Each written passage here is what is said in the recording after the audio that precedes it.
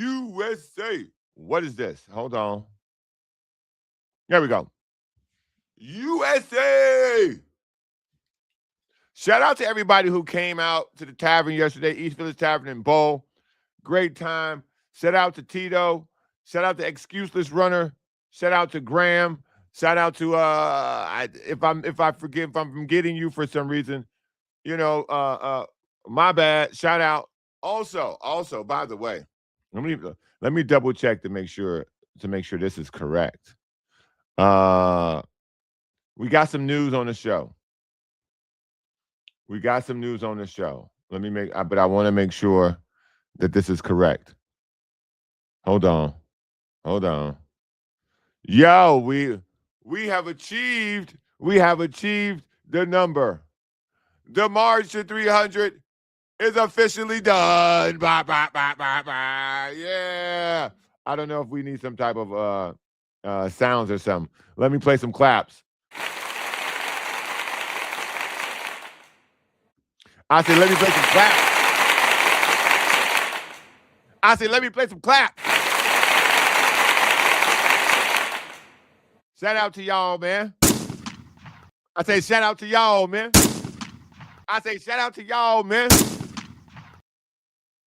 Big ups to y'all for helping that happen, making that happen, man.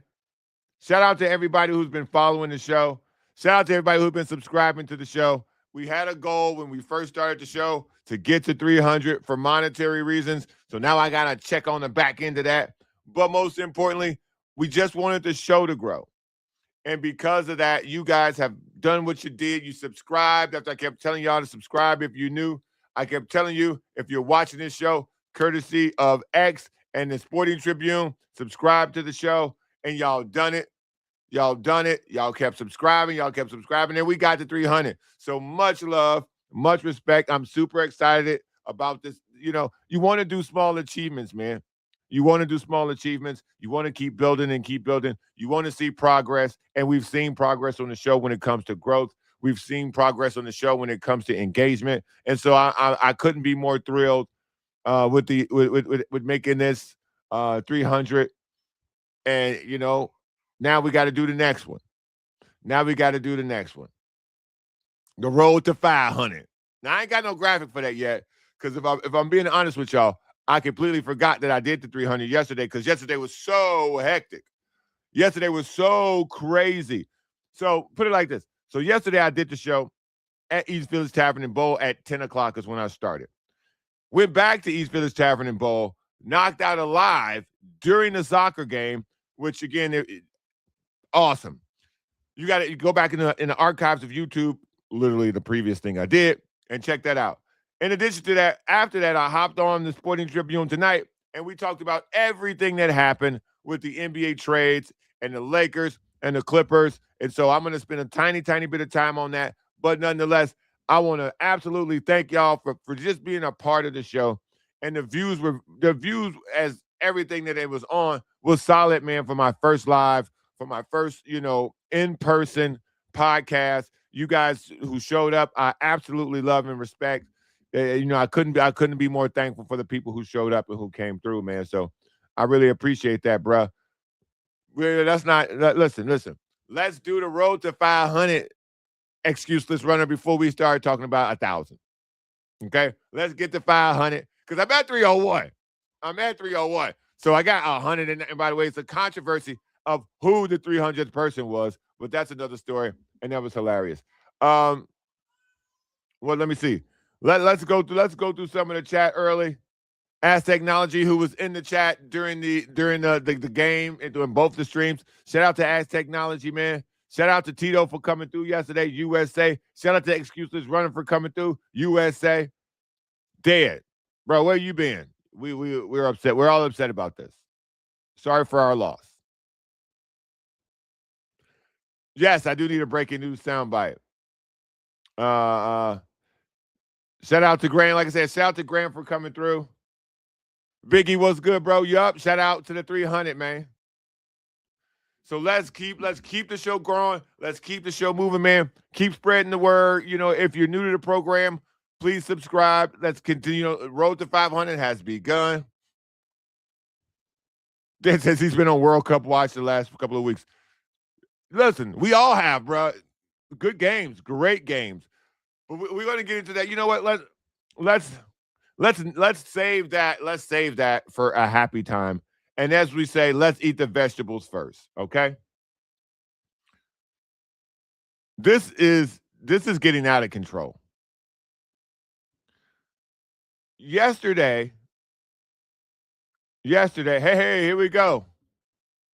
Shout out to Cali Dread 619. Salute Brown Man, you funny as I subscribed. Yes, more subscribes. Hold on, let me give a round of applause to the new subscriber. Let's give a round of applause to the new subscriber.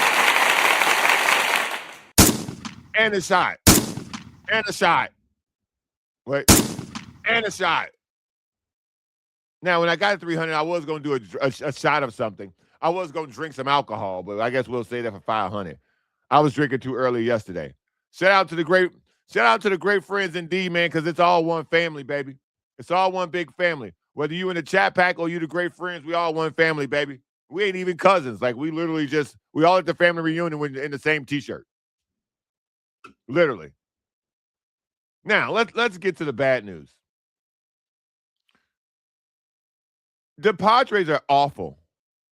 So we gotta ask the question. Let's do this because we've called this the Padre Peloton season. Because every time it feels like we're going somewhere, you look around and we are in the same position we were in. We're on a stationary bike of a season. Everyone is invited to the cookout 1,000% whenever we have one. So I got to ask this question. Was yesterday what you saw in the Padres game a bad day? Or was that just how it is now? Because that was probably one of the more embarrassing. That was easily the most embarrassing outcome I've seen since I've been doing any podcasting. Period, by the way. This is my 8th year. This is my 8th year podcasting. That was the worst outcome I have ever seen for a Padre team. Period. That was awful. That was god awful. The 23-3. It might as well have been 23-0. The only upside, if you're looking for upside, and I don't know why you would be looking for upside. If you're a Padre fan and you finish that game, you need to go see a psychiatrist.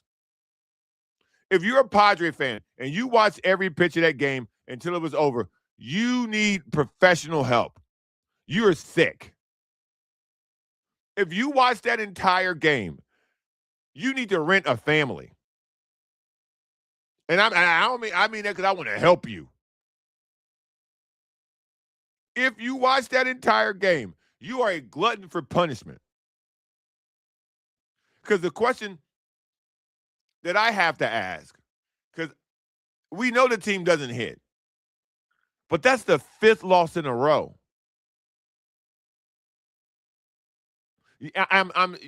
That's it.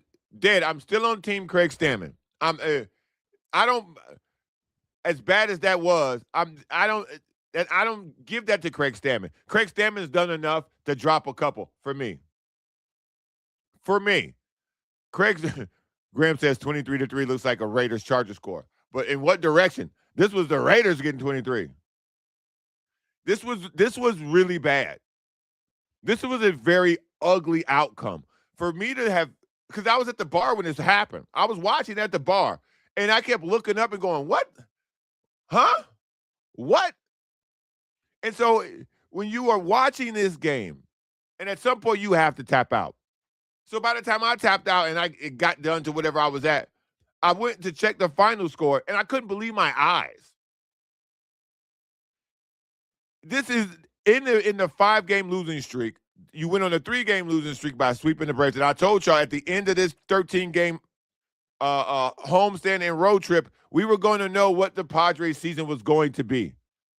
I said that. And we were looking good after the Braves series. We were looking good after the first game of the Dodgers series. To be perfectly honest with you, when the Dodgers series was over, we were still looking good because we were still sitting at 4-2. But then you lose 5 straight. And one of those games, you get the runs. The Dodgers put 17 on you, if I'm not mistaken. Let me, because I want to be 100% sure I'm getting this right. And I think I am, because I think in the 5 losses that they've had, yes, okay. So the last 5 losses, you gave up 15 to the Dodgers, and then you turn around and you give up 23 to the Cubs. Oh, and by the way, you play the Dodgers again tonight.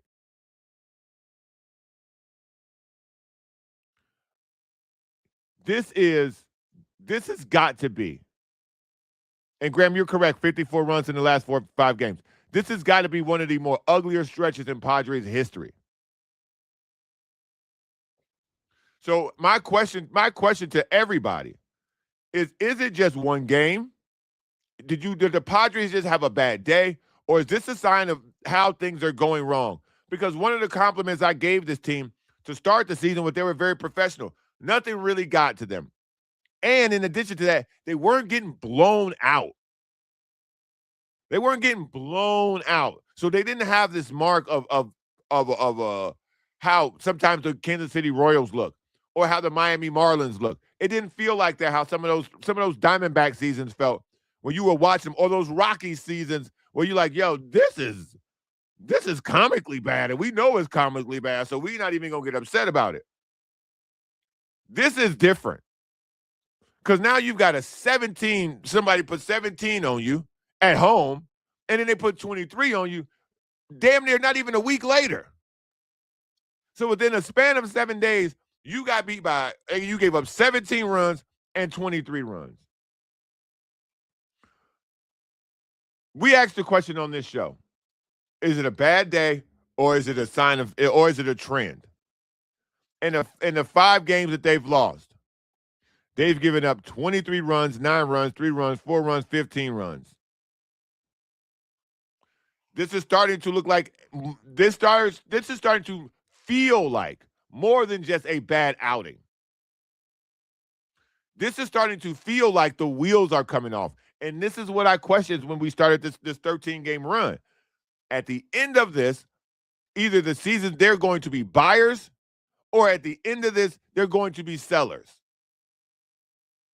And at the end of this, yesterday felt so ugly. This feels like sellers. Now, who to where is the question, but this feels like a selling atmosphere. This feels like a selling atmosphere.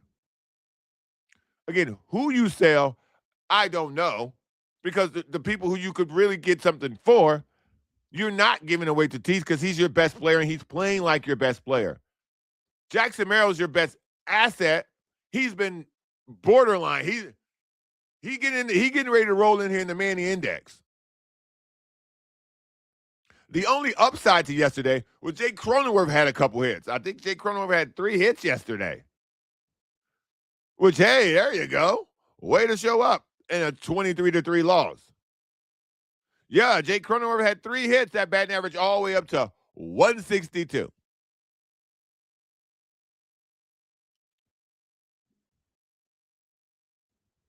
So, look, Soup. Let's chat back for a second. Soup says, sellers. We're talking about selling. No, man, Padres are going to be sellers. Padres are not going to be sellers. Soup, when you look at this roster, again, if you look at yesterday and you think that was a bad day, what about the 17-run game? And again, you're getting to the point where buyers or sellers, either as my mother used to say, either you shitting or you getting off the pot. Shout out to Margaret. Rest in peace. You got to do something. You got to do something. I'm not saying that you blow the team up, but there needs to be a level of reorganization. And if you're going to reorganize, you should probably do some reorganizing for less. Okay? You shopping at one of these expensive grocery stores, it might be time for you to go to Smart and Final.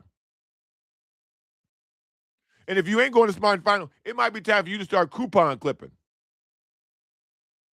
And by that, I mean you probably just need to get some of these guys away.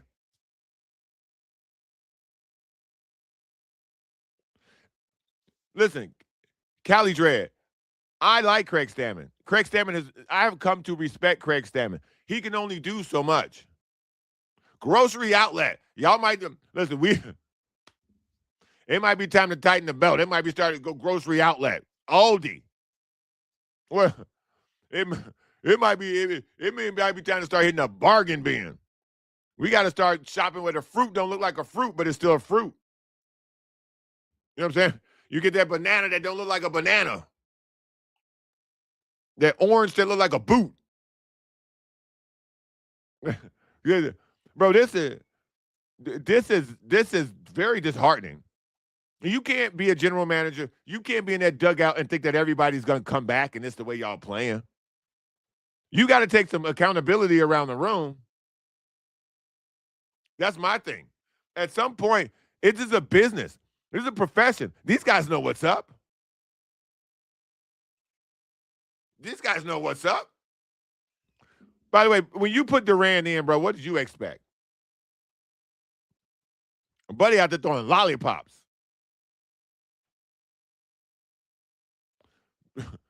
Durant out there throwing lollipops because he's not a pitcher, dog. It ain't teeing off on that thing. Ping. It sounds like they hit that ball so hard it's like a metal bat. Ping. So I'm at a loss, dog. I'm at a loss after yesterday, after what happened in Chicago, the way that they got swept. It, not to mention, there was some bad defense played in that series too. This wasn't just home runs. Samad Taylor in left field had trouble. That was a lot of trouble. There was a lot going wrong. Listen, again, when we talk about selling, dead, Mason Miller ain't going nowhere. I'm not saying blow the team up. What I'm saying is it's time to go down the shopping list and realize before we check out, we don't need some of this. You know, you take a kid to a grocery store and you push in the cart, and now you look down in the cart, you got 3 boxes of fruit by the foot. And you're like, well, who put these in here? You should. You push in your cart. You know, you got your kid. You know, I got 5 kids. So when I get to the register, there's a bunch of shit in here I didn't put in here. You know, you should start picking stuff out. Blah, blah, blah, blah. I didn't put this in here. We got a box of ice cream. 3 boxes of strawberry short. Or what those are? Strawberry shortcakes. Just stuff in here I didn't put in here. So I don't know what they're gonna do. I would like to say I trust Preller, but this past series in left field, we felt naked out there, dog. Yeah, we threw a guy out at home and got 2 outs, but we also got to catch that ball. That's a tough catch, but you got to catch that ball if they put you in for defense. That's like a guy being put in the base run in the top of the ninth, and then you get picked off.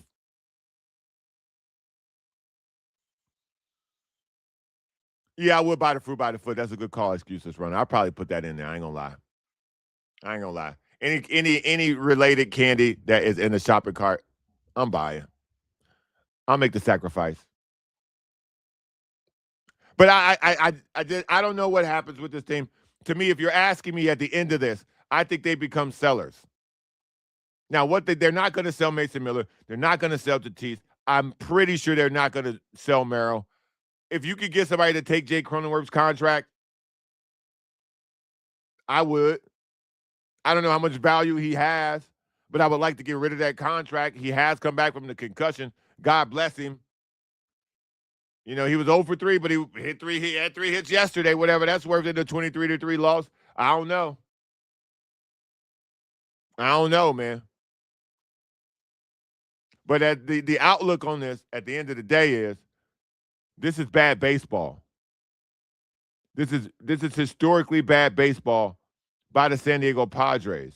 And that's all you can really say about it. As far as I'm concerned, this is historically bad baseball, and the Padres have to find a way to dig themselves out of what's going on. And I don't think you can necessarily do that this season. I think this season, for the most part, I think this season is probably cooked. I think this season is cooked because I don't know. We don't have anything to having nothing to sell. I don't know the answer to that question. Would somebody want Gavin Sheets' power? I don't know what you could get for that.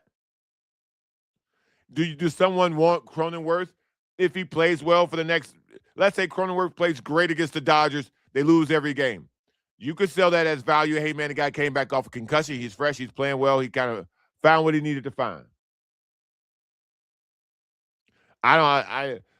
There needs to be some type of way that you can find a way to figure this out. But I don't think you can figure this out with what you got on the roster because your leaders, they're not leading. They're not leading with their play. They're not leading with consistency outside of Tatis. And I'm not going to lie to y'all, in a little bit, that Merrill contract going to start looking real shaky, dog.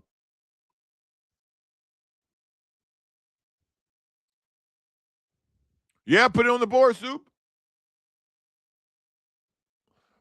I'll put it up for you. Mark the tape. Browner says we are done on July 2nd. Out that thigh board. What? Out that on the board. Oh, I think you meant put that on the board. Okay. Hold on.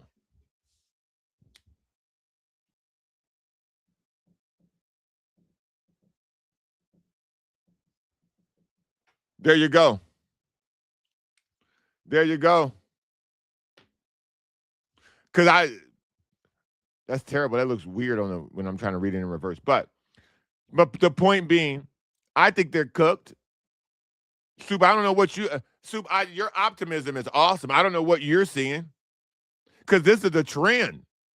This is a trend. The giving up 23 runs or 17 runs, that's not the trend. But the poor baseball, the inability to cross the plate, the lack of power, the lack of consistent hitting, the lack of hitting with runners in scoring position, all of these things are mounting to poor baseball. All these things are mounting to poor baseball. And if you do make the postseason, then we could have a different conversation because once you get in, anything can happen. But the inability for this team with runners in scoring position, the team batting average, all these things are showing you. Again, I'm not a big metric guy. I'm a bare bones, butt naked, home runs, batting average, RBIs, stolen bases. I'm not a splits guy.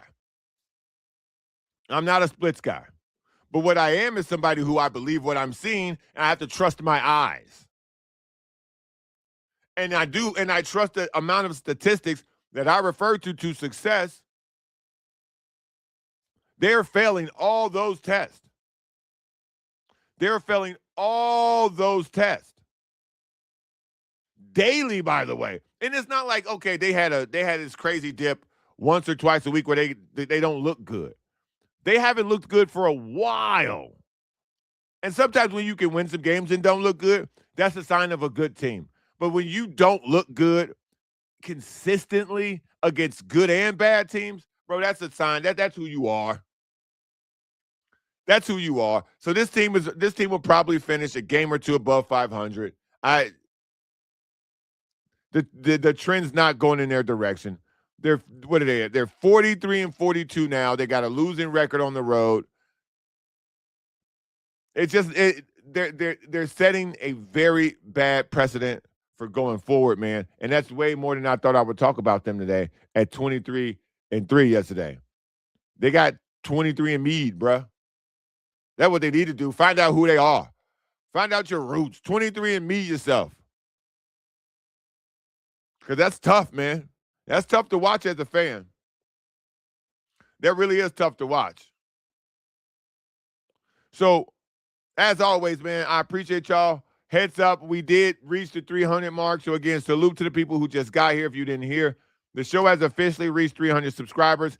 Up next is where we go from there. We are going to try to we go think about something for 500. We go cook something up for 500. But again, thank everybody for helping me get to 300. Like, subscribe, and share the show with your friends. If you are watching the show on X, do me a favor and retweet it. If you can make your way over to YouTube to like and subscribe to the show, I really appreciate that too. Like I said, the show's doing good, the show's growing, and let's continue to do that, man. Callie says it's the consistent underperforming and just lack of fight. I wouldn't say it's lack of fight, but it is a consistent underperforming. They're just not playing well, and this is why I don't I don't put this on the manager. I don't think any manager could have stopped what's been happening lately because they can't hit. Shout out David P. That's right, boy. As always, y'all, check me out on the Sporting Tribune tonight as well, where I do mostly basketball on that show. So if you like hoops, you can come holler at me over there. But let's talk about yesterday. Yesterday's World Cup game at East Village Tavern and Bowl was awesome. The fact that the U.S. fought through what I thought was a strange red card. If this had occurred in another country, I'd have been like, this is rigged. I'm not going to lie to y'all. I ain't finna pretend at all. If this had happened in another country, I would say they cheating us. But this happened this happened in California. The computer agrees. This happened in California, man. So I don't think it's one of these things where I just think it was a bad call. Every call in slow motion looks worse. The situation, and here's a great example. If you watch the Caitlin Clark play with Alyssa Thomas, that's all over the internet. If you watch it in regular speed, it doesn't look like much of anything. It just looks like somebody trying to brace their fall, and it just so happened to be a neck in that position. If you watch what happened with Balogun, I think that's how you pronounce it. If you watch what happened with that, it literally just looks like you didn't know what was happening. It looked like two guys going for the ball at full speed, their bodies collide, and you got to put your feet somewhere, and it just so happened to land on this guy's at the inside of his ankle. Yeah, excuseless, you right. This right here, bro. If they could stop going off sides, that thing would have been a blowout. It would have been 4-0, which would have, eliminated a lot of angst that was at the end of the game. But the offsides were crazy. Pulisic, by the way, slow down, my boy. You'll score eventually. The U.S. showed so much determination. They showed so much adversity fighting off of that red card. Their ability to fight off that red card and to get recomposed and to get back to it was absolutely a testament to how tough this team is, how well they've been coached, how prepared they are when something does go wrong. Their ability to just regroup and then put one in after that was awesome. Bar went crazy. High fives and dollar shots for everybody. High fives and dollar shots for everybody yesterday. So what we saw was hopefully a sign of things to come when we're talking about the World Cup. Because I think that we have a chance to move past the round of 16. I like our chances. Because yesterday, Bosnia and friends, they were dirty as hell out there. They played real dirty. But I liked it. Bro, they were playing hella dirty, but I liked it. I was looking at it like, oh, okay, wait a minute now. Because what that showed me when they were playing dirty, we got a little chippy too. And I hear the same thing about Belgium. They say Belgium a little dirty too. But bring it on. That's how I feel right now. Bring it on. Not you, France. You cool, France. You stay your ass over there somewhere. But everybody else, bring it on. Bring it on. And so let's talk about the red card for a second before we move on to something else. The free kick over the wall was sick. That was some messy level. Play. The score, the kick over, the free kick over the wall was Ronaldo level. I didn't know we had that in us. That's one of the shots of the tournament. When they play this tournament back in totality, they show you all the highlights. That's going to make it. That has the opportunity to be one of the goals of the cup. Mbappe's had the sickest one I've seen so far. When he went in and out, in and out, in and out, juke left, went right, scored that thing. That was the number one I've seen so far. But outside of that kick over the wall, that free kick over the wall, baby, USA, USA, USA. Bar going wild, dollar shots. Dollar shots. Mbappe gonna break every record, dog. Buddy look unstoppable. Buddy looks unstoppable. So let me tell you right now. Let me be honest with y'all. At the start of this tournament, I didn't think we could win. At the start of this thing, I didn't think we could win. Now I'm like, hold on, bro. Now I'm looking like, hold on, bro. Look at Tito. Tito says, I'm feeling them blowfish tequila dollar shots this morning. Menudo Thursday for me. Shout out to Tito for coming through, bro. Listen, them dollar shots was ringing out yesterday, boy. Them dollar shots was ringing. And at one point, you were supposed to get a shot per goal, dollar shot per goal. They just started giving them out. Dollar. You get $1 here, boom, dollar shot, boom, dollar shot, boom, dollar shot. Good business in there yesterday, man. East Village Tavern and Bowls where we're going to be for Monday's game, too. I'm trying to wait for them to send me all the specs and the poster board and all the other stuff. I haven't gotten it yet, but when I do, I'll let y'all know. We 100% doing it again on Monday. I encourage everybody on Monday. I think the game's at 6, I think it is. What time is the game? Monday, 5 o'clock. So we got another 5 o'clocker.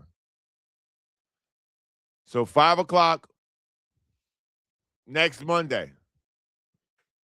Be there. Come through. Clear your calendars. Make some time. I know it's hard on Monday. It's 5 o'clock. It's downtown. I don't think there's a Padre game. Let me. Well, who cares? Well, I mean, you care about the beaters. But come through, man. Take a Uber. Take a Lyft. Come by and have some fun, man. We'll do it again. Yeah, David Pete. Stop by on your way at Petco. Come through. Come cheer on the USA, then go cheer on the Padres and hope they don't give up 23 goddamn runs again. But to touch on the point about the red card again, I don't think that the VAR was set for what they used it for yesterday. I watched that back, and that didn't look intentional at all. Team USA, as an organization, they're going to do the right thing. They're going to challenge the call. I'm pretty sure they're going to say, hey, man, intentions or they're going to argue it in the ways that they know how to argue it. And I appreciate that. But I'm telling you right now. Bro.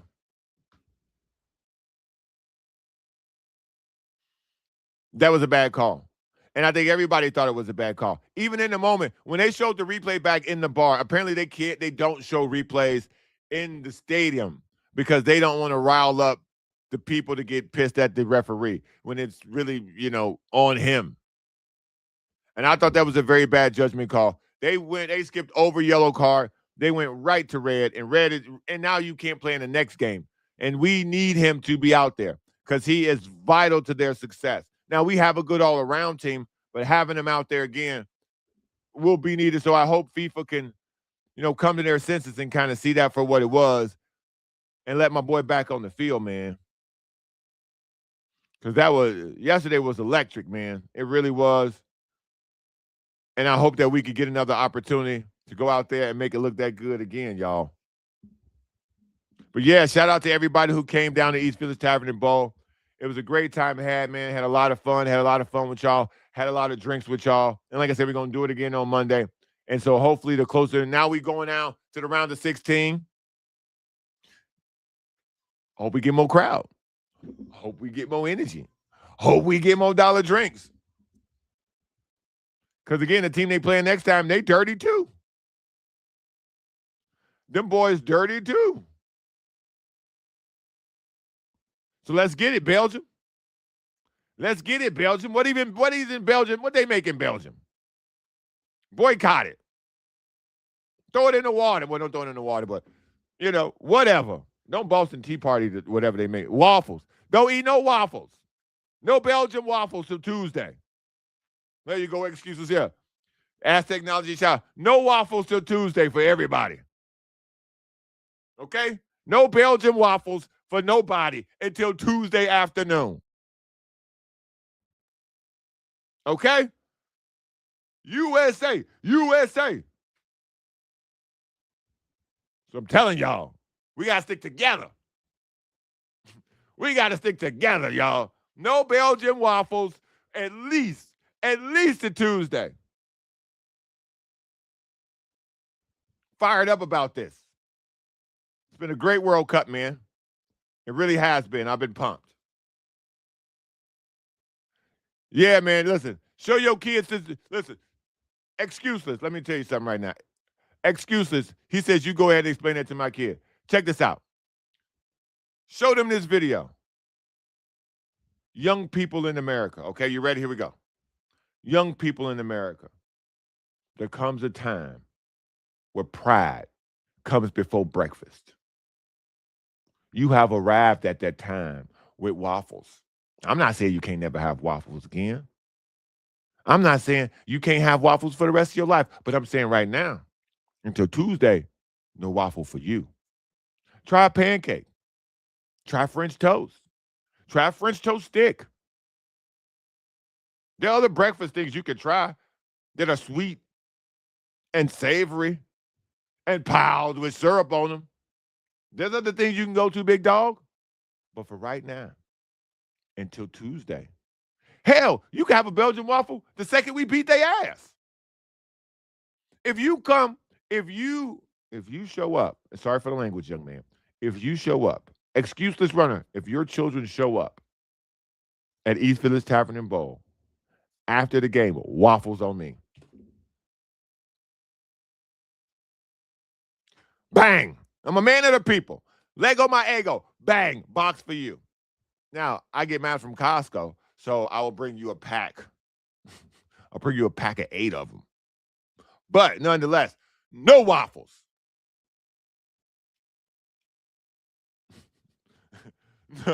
No waffles. You're going to recognize me as the guy from the bar. Yeah, that's hilarious. Pancakes for everybody until Tuesday. So yeah, man. We have the thing to boycott because we some boycotting MFers in America. We have the thing to boycott. We're boycotting waffles. You heard it here first. Let that trend. No waffles. Not let go my ego. Hold on to that ego. No egoing. No ego until Tuesday. We popping off. Now, before I get out of here, again, thank everybody because we reached 300. Shout out to y'all. Major accomplishment for the show. Bang. Love the chat pack. Now, in addition to that, I want to spend a couple minutes talking about what's happening with Jaylen Brown. Now, I didn't plan for this, but I keep seeing things come out about Jaylen Brown. And I just want to say this because I talked about this on the show yesterday, but I really couldn't get a lot of feedback because there was so many things happening because of NBA free agency. Things were going so fast, and I was trying to, sort through these things while also watching the game, while also watching the Padres in live time get their ass kicked 23-3. So, Jaylen Brown being traded to the Philadelphia 76ers, when this happens, you'll see some of this happen with LeBron James too. Now that these guys have changed teams, you've already seen reports come out about people ripping off their LeBron, whatever, because now he's gone and they never liked the way he did this or they didn't like. These are organizational things. The fan base is the Laker fans understood that was all transactional. He played for the Lakers. He wasn't a Laker. Like, people totally get that. That's the business of sports. On the other hand, though, what happened with Jaylen Brown And the reason why I think the NBA might be broken is because no one believes their eyes anymore. When the season's over, people start digging into these numbers. And they forget that Jaylen Brown was the top 5 MVP vote in the NBA last year. They forget that Jaylen Brown's a finals MVP because none of that matters when you're looking at the analytics. None of that matters when Boston's system tells you that his assist to turnover ratio is too high.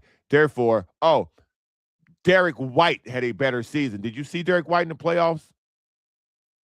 You think you make it past the round with Derek White as your best player in the playoffs? You think you make it to the playoffs without Jaylen Brown and Derek White playing in Jaylen Brown's place? The analytics, there are some former players who like analytics, but the analytics crowd in basketball, I understand it in baseball. I don't like it because it's like bleh. It's like overload. But it's useful in baseball. Analytics are very tied into baseball before we really kind of understood what analytics was. Moneyball is a whole movie, and an Oscar award-winning movie about Billy being in the Oakland A's and the way they went about baseball.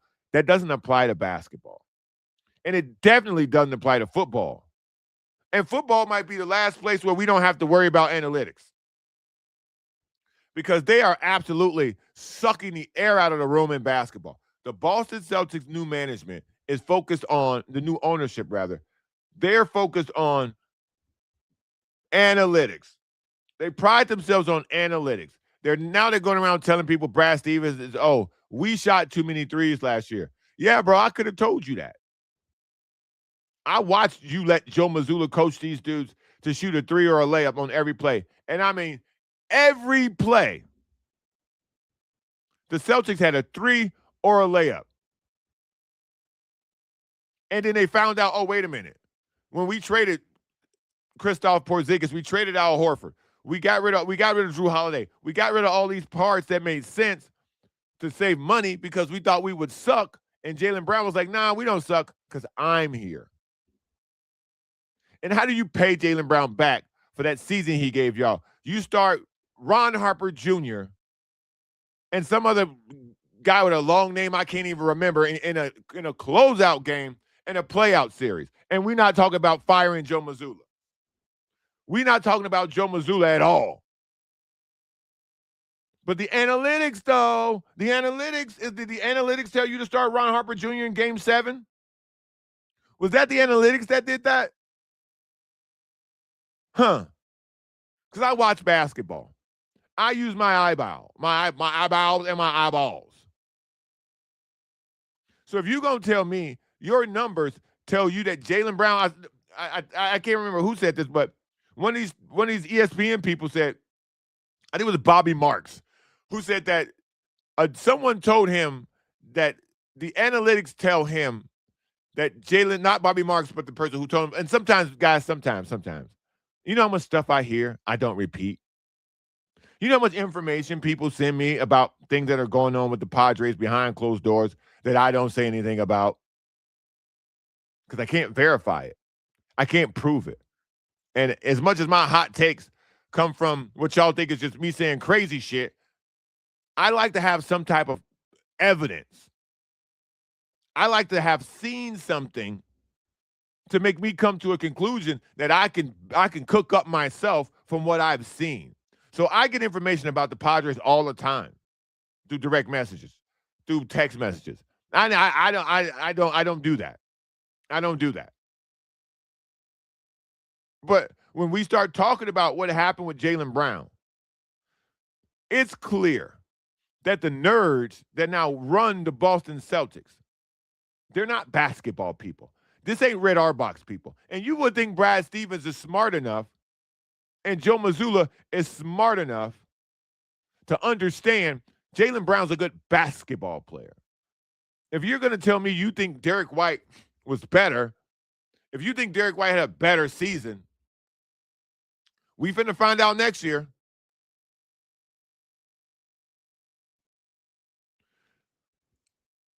And listen, Biggie, some things we know that we don't even need to say. Biggie says Boston's local media always takes a giant dump on players after they leave, especially players of a certain,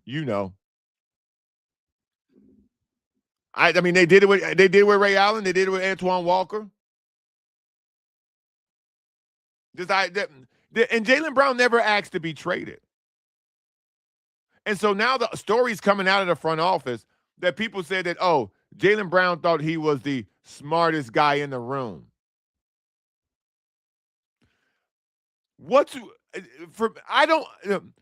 People. I have a thing I live by.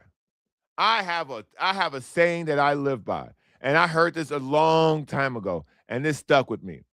Never shrink yourself to fit in a room. Never shrink yourself to fit in a room. Go where you belong. Never stay where you're tolerated. Go where you're celebrated. I don't believe in shrinking myself to be in any room. And if you're Jaylen Brown, you just had the best individual season you've ever had. I'm not going to shrink myself to make your analytic numbers feel better. If you're telling me these people are really mad at Jaylen Brown for going on a stream and saying this was the best, this is the most fun I've ever had, this is my best season I've ever had, he meant individually. But they're just looking for reasons to turn against him because Jaylen Brown is a very proud person.